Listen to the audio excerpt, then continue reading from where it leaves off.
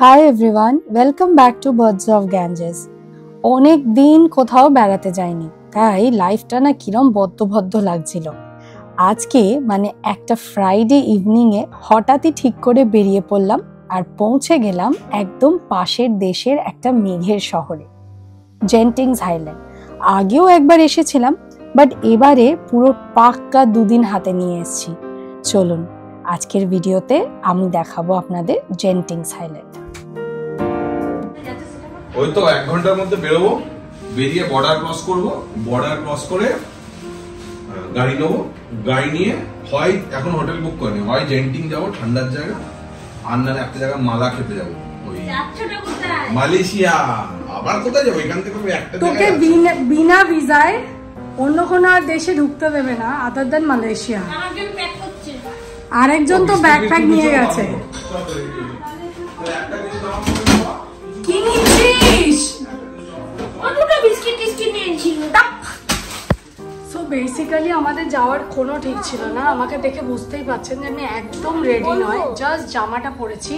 Poco নিজের script preparation করছে। না, আগে তুই রেডি কর, তারপর লোকজনকে শোনাবি। না হয়নি, আমি শুনেছি।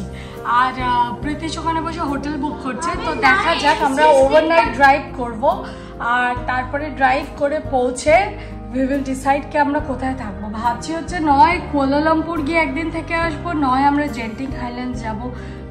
ডিসেম্বর পড়তে চললো আর কি, শীত পড়ছে, আমাদেরও একটু মনটা খুঁতখুত করছে, ঠান্ডা উপভোগ করতে পারছি না। So let's see, stay tune, দেখা যাক। চলুন আমরা আগে বর্ডারটা ক্রস করি। ওই কার্ড আছে? নেই, পয়সা নেই, বাড়ি যা।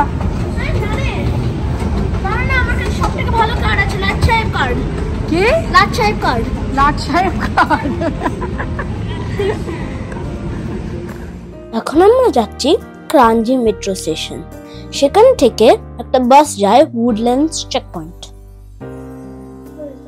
চেকপয়েন্টে যাওয়ার জন্য এমনিতে তো অনেকগুলো বাস আছে, বাট প্রবলেম হচ্ছে আজ যেহেতু ফ্রাইডে, প্রচুর লোকজন কিন্তু মালয়েশিয়াতে নিজের বাড়ি ফিরবে, তাই আমরা এক্সপেক্ট করছি প্রচুর ভিড় হবে। আর ঠিক তাই দেখুন, নেবে দেখি সারি সারি লোক যাচ্ছে বাসের দিকে। আমরা কিন্তু অনেকটাই পিছিয়ে পড়েছি, এই বাসটাতে তো যেতে পারবো না। চলুন লাইন দিই, নেক্সটটাই যাব। আজকে অত্যাধিকভাবে চেক পয়েন্ট ছিল হচ্ছে খালি, জেনারেলি ফ্রাইডে কিন্তু চেক পয়েন্ট এত খালি হয় না, but for any reason check পয়েন্টে কোনো লোকই ছিল না। আমরাই এলাম, আমরাই ইমিগ্রেশন করলাম, চলে এলাম। এবার কি বলুন তো, মালয়েশিয়া ঢোকার সময় না জেনারেলি ইমিগ্রেশনে 2-3 ঘন্টা তো অনায়াসে লেগে যায়, সে আপনি যেদিক দিয়ে ঢুকুন না কেন। আর এবার তাড়াতাড়ি হয়ে গেছে, আমরা গাড়িটা বুক করেছি হচ্ছে 3টে, আর এখন বাজে হচ্ছে 12:30। এবার এতক্ষণ কি করে টাইম কাটাবো? তো ওই জন্য প্রীতিশ চেষ্টা করছে যদি গাড়িটা প্রিপন করা যায়, আর যদি না যায় তাহলে এই দেখুন, এই একটা দোকানে এসে ঢুকেছি, যেটা কিনা 24/7 মালয়েশিয়ান দোকান। এখানে যারা কর্মচারী আছে তারা কিন্তু সবাই বাংলাদেশি বা বাঙালি বলা চলে। তো কি আর করবো, একটু চা খাচ্ছি আর এখন বসে আছি। কিন্তু অদ্ভুত অ্যাডভেঞ্চার কিন্তু, হ্যাঁ, সে ছোটোবেলায় না এরকম আমার থ্রিলিং অ্যাডভেঞ্চার হতো। মাঝে মাঝে বাবারা হঠাৎ করে ঠিক করতো যে বেড়াতে যাবো, আর গাড়ি নিয়ে বেরিয়ে পড়তো। এখন আমাদের গাড়ি নেই, তাই একটু কষ্টই হয়েছে। ট্রেনে বাসে করে চেক পয়েন্টটা ক্রস করলাম। চলুন দেখা যাক নেক্সট কি হয়। এই হচ্ছে আমাদের গাড়ি, প্রায় 3টে বাজে, 2:30 বাজে অ্যাকচুয়ালি, 3টে নয়। এখন যেটা করছি আমরা সেটা হচ্ছে গাড়িটাকে ইন্সপেক্ট করছি যে গাড়িতে কোনো ভাঙাচোরা কিছু নেই তো। এই দেখুন, যেরকম সময় এখানটা একটু আলো ফেলতো, এই দেখুন যেরকম এখানগুলো না চাঁচা ছোলা আছে। পরে আবার এগুলো ওদেরকে পরে বলবে যে আমরা করেছি, ওই জন্য আগে থেকে ভিডিও করে রেখে দেওয়া হলো। কি মুশকিল, ডিকিতে লাগেজ লোড করা হয়েছে, তারপরে ডিকি বন্ধ হচ্ছে না।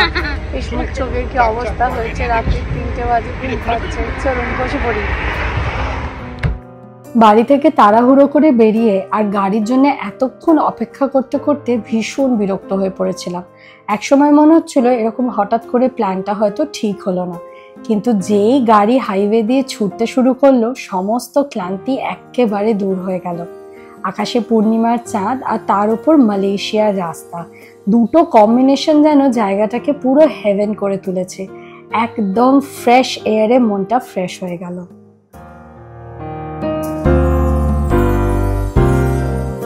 আজকের আকাশটা দেখে কিরম যেন মনে হচ্ছিল কেউ তুলো দিয়ে থুপে থুপে সাদা রং করেছে, কি যে সুন্দর দেখতে লাগছিল। জোহর বারু থেকে কুয়ালালামপুরের দূরত্ব হচ্ছে প্রায় ধরে নিন 200 কিলোমিটার। 200 কিলোমিটার কিন্তু প্রীতিশ একাই ড্রাইভ করবে।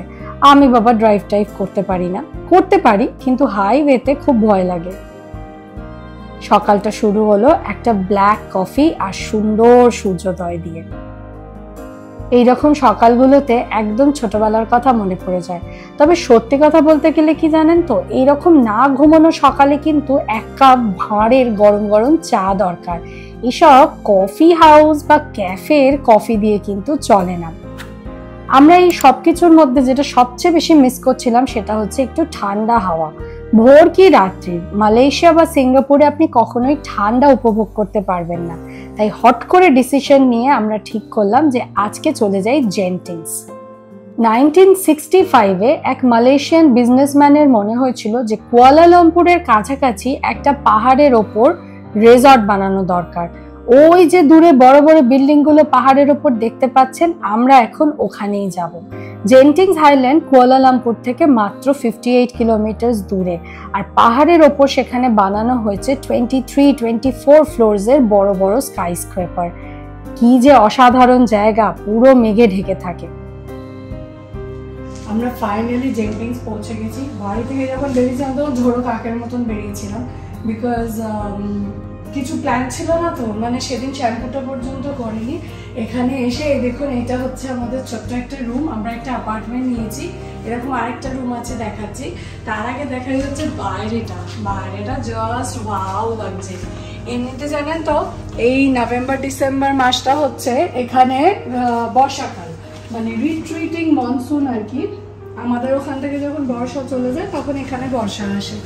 বাইরেটা যে সুন্দর দেখতে লাগছে না, জাস্ট আসুন, পুরো মনে হচ্ছে আমি মেঘালয়তে চলে এসেছি। আসুন আসুন, বারান্দার দরজা আর সরছে না। জাস্ট দেখুন, এই দিকটা দেখুন, মানে কিছু দেখা যাচ্ছে না অ্যাকচুয়ালি। কত মেঘ এসে গেছে, কত মেঘ এসে গেছে। মেঘটা যখন কেটে যাবে তখনও ভিউটা দেখাবো, কিন্তু এখন যখন মেঘটা রয়েছে তখন ভিউটা দেখলে আপনি বুঝতে পারবেন, মানে আপনার অ্যাকচুয়ালি এসে মনে হবে হচ্ছে যে একদম মেঘালয় চলে এসেছি, মানে পুরো মেঘের দেশে। আমরা এখন যে অ্যাপার্টমেন্টটাতে আছি সেটার নাম হচ্ছে গ্র্যান্ড আয়ন ডেলেমান। এই অ্যাপার্টমেন্টটা একটা 2 BHK। মোটামুটি 6 থেকে 7 জন কিন্তু এখানে থেকে যেতে পারবে, with a kitchen and 2 bathroom. আর এর ভাড়া পড়েছে হচ্ছে একদিনের জন্য 7,000 টাকার মতো। আয়ন গ্রুপের এই পাহাড়টাতে মোটামুটি 5টা না 6টা বিল্ডিং রয়েছে, সবকটাই কিন্তু উঁচু উঁচু। তার মধ্যে একদম ফ্রন্ট ফেস যে বিল্ডিংটা সেইটা কন্ট্রোল করে ভিনধাম গ্রুপ। বাকিগুলোতে কিন্তু এইরকম অ্যাপার্টমেন্ট হোটেল ছড়িয়ে ছিটিয়ে রয়েছে, এখানে এসেই আপনি সেটা বুক করতে পারেন। এই উল্টো দিকের বিল্ডিংটা নিয়ে কিন্তু প্রচুর আশ্চর্য গল্প আছে, সেই নিয়ে পরের দিনের ভিডিওতে চোখ রাখবেন। এইটা হচ্ছে ওদের স্কাই লাউঞ্জ। হ্যাঁ, স্কাই লাউঞ্জটা বেসিক্যালি কিছুই না, দেখুন এই যে বড় বড় বিল্ডিং গুলো রয়েছে, এই প্রত্যেকটা বড় বড় বিল্ডিং এর মাঝে একটা কমন জায়গা। সেই কমন জায়গায় কিছু কফি শপ, কিছু বার এসব করে রেখেছে আর কি। আমরা ঠিক করেছি আজকের দিনটা আমরা শুধু ম্যাগি খেয়ে থাকবো, তো এখন ম্যাগি কিনবো আর তারপরে ওই রুমটাতে গিয়ে বানাবো। এটা দেখুন একবার জাস্ট রাউন্ড হয়ে,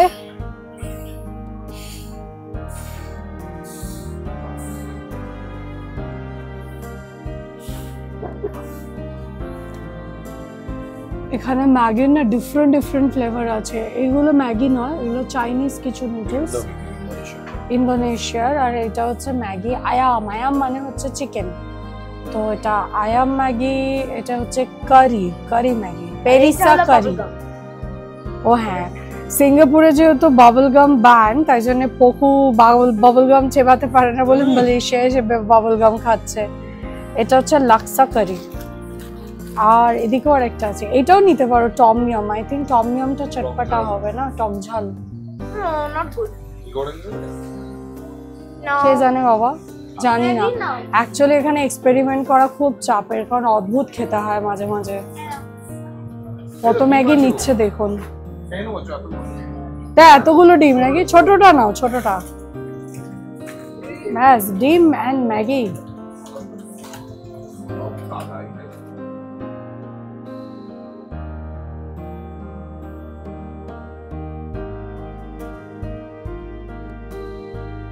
এই অ্যাপার্টমেন্টটাতে রান্না করার জন্য আমাদের একটা ইন্ডাকশন ওভেন দিয়েছে, গ্যাস নেই।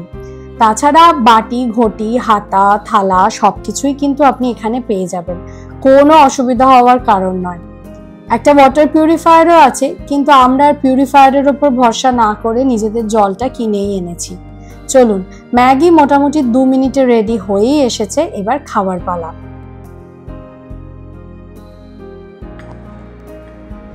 ওগো, তুই কম খাবি তো? না, এটা ঝাল কিন্তু। I don't care. You don't care? I don't care. I want to eat.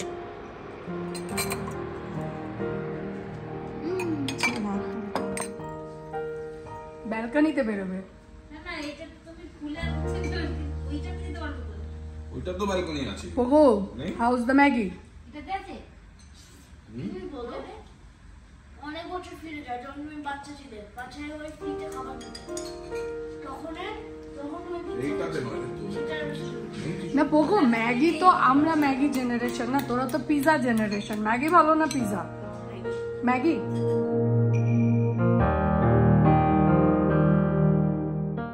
Just দেখুন, সুন্দর না? হ্যাঁ, ভীষণ সুন্দর, কিচ্ছু দেখা যাচ্ছে না, জাস্ট নাথিং। মানে কেন ফগে অ্যাক্সিডেন্ট হয় আমি এখন বুঝতে পারছি, যে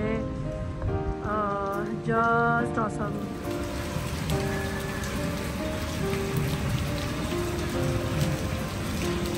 সন্ধে নামার সাথে সাথেই চলে এলো প্রচন্ড বৃষ্টি। টেম্পারেচার এখন ওই 12-13 ডিগ্রি সেলসিয়াস হবে, তাই বেশ ভালো ঠান্ডা আছে, আর চারিদিকে প্রচন্ড হাওয়া দিচ্ছে। কালকে সকালবেলা আমরা যাব হচ্ছে এশিয়াস মোস্ট হন্টেড হোটেল দেখতে। খুব এক্সাইটিং হতে চলেছে আর ভয়াবহ হতে চলেছে।